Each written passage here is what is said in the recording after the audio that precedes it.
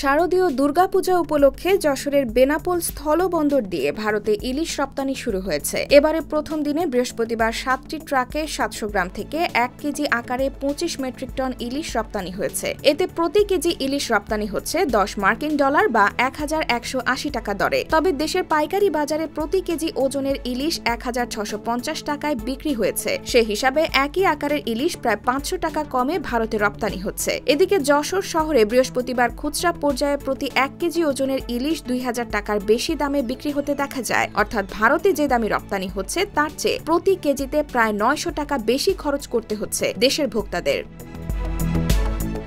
এ বিষয়ে মৎস্য অধিদপ্তরের বেনাপোল স্থলবন্দরের মৎস্য পরিদর্শন ও মান নিয়ন্ত্রণ কেন্দ্রের পরিদর্শক আসওয়াদুল আলম বলেন, এই প্রশ্নের উত্তর জাতীয় রাজস্ব বোর্ডের এনবিআর কর্মকর্তারা দিতে পারবেন। এছাড়া যশোর শহরের বড় বাজার মৎস্য আড়তদার সমিতির সাধারণ সম্পাদক শেখ পিয়ার মোহাম্মদ জানান, স্থানীয় বাজারে যেখানে প্রতি কেজি ওজনের ইলিশ 1650 টাকায় বিক্রি হয়, সেখানে ভারতে $10 বা 1180 টাকা কেজিতে কিভাবে রপ্তানি হচ্ছে তা আমাদের বোধগম্য নয়।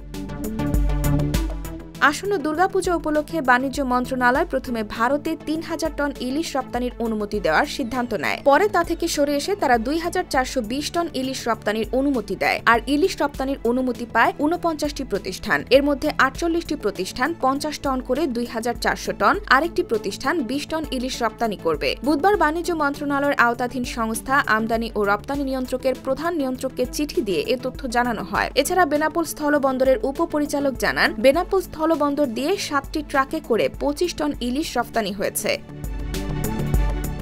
IBTV USA, new York.